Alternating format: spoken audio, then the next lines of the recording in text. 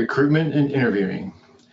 The different types of appointments are full-time, part-time 100, part-time, partial year, variable, provisional, emergency, temporary, reinstatement, reemployment, and transfer. If you need further details in this slide, contact local health personnel. The first thing you want to do before recruiting is have a position description in place. This provides a first impression of the health department.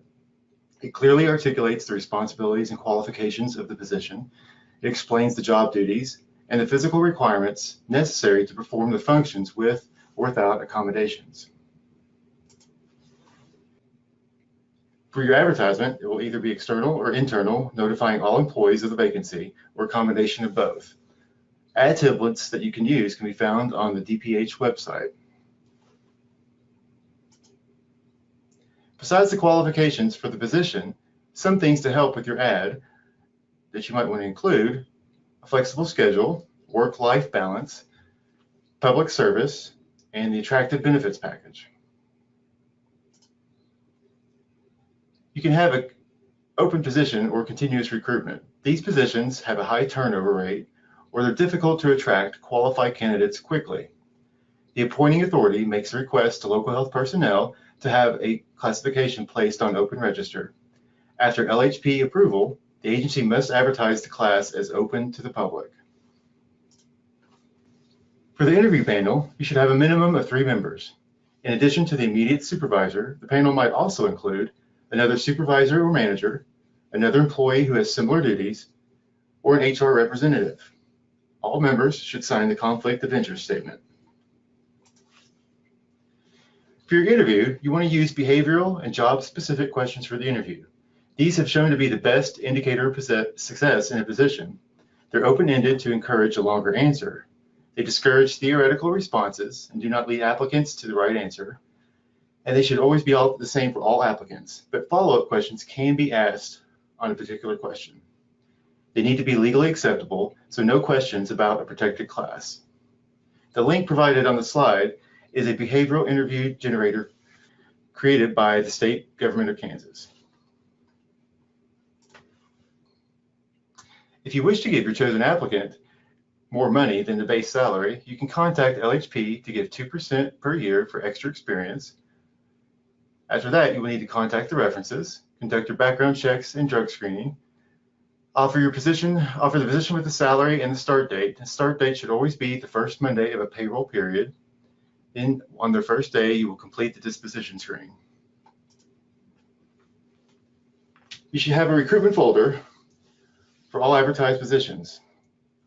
This folder should include a job description, a copy of the position announcement, screening criteria used for the selection of applicants, the interview questions, and your documentation of the selection process. Some additional tips. In the interview, go into the experience that is critical to the role. You can use assessments related to the job. You want to articulate your health department's culture, and you want to have a structured onboarding process. To set the new employee up with a mentor would also be helpful, and have regular performance conversations as they begin their new job. Attendance and leave. Some of the causes of absenteeism, and this list is not all-inclusive: illness and injuries, personal problems, stress, marital, financial, substance abuse, etc., child care or elder care, transportation problems, poor physical fitness, poor working conditions, boredom on the job, a lack of job satisfaction, inadequate leadership and poor supervision, and excessive workload. Some of the costs that can be attributed to absenteeism: a decrease in productivity, a financial or administrative cost, low staff morale, and it does set a bad example for other employees. Successful attendance management. Discipline alone does not address the cause of absenteeism. The physical and emotional needs of employees should also be addressed as you are able and as is appropriate. Deal with excessive absenteeism fairly, and all levels of management should communicate attendance goals. Employees that feel free to discuss their on-the-job problems with their supervisor tend to have lower absenteeism. When absent employees come back, welcome them back and tell them they were missed in their absence. Reward attendance with appreciation. In tracking attendance, have a way of tracking time that employees take off to ensure integrity. Make sure time off rules are the same for everyone, and have a policy in place for employees to follow for unscheduled absences. Timekeeping laws require records to be true and accurate. Averaging hours over 2 or more weeks or carrying hours worked over to the next pay period is not permitted. Advancements on annual leave before it is earned is not allowed. An employee who has comp time may be required to use it before annual time. Using sick leave. If more than 5 days is requested in advance, a statement from a licensed practitioner must accompany the request. An appointing authority can place an employee on sick leave. Some basics about the Family and Medical Leave Act. In an FMLA qualifying event, the agency is required to give employee FMLA papers. The employee would then complete the form and get the proper documentation to return to the health department. When returning from FMLA without pay, you bump up the annual increment date by the number of pay periods they were off.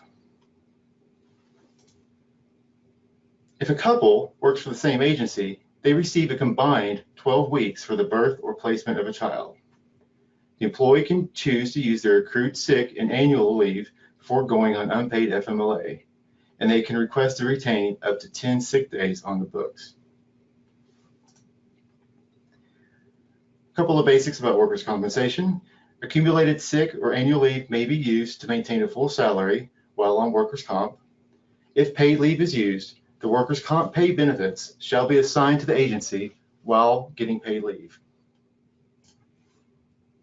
Sharing of sick leave. To donate, an employee must have in excess of 75 hours. The leave can be donated between the agencies, but not between agencies in the state.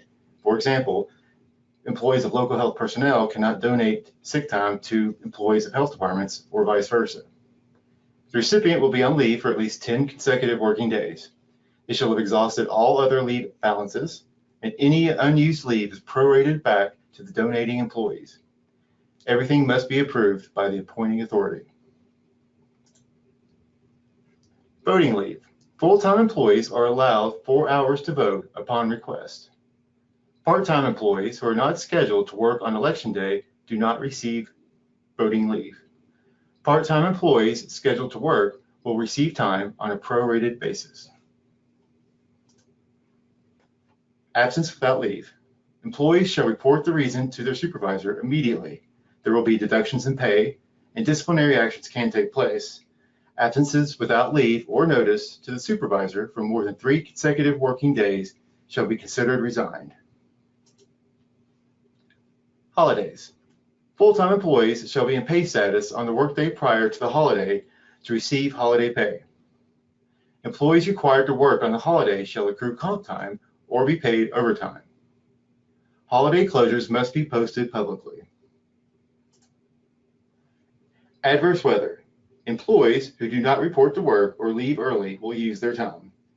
If an agency decides to close, the employee receives other paid leave.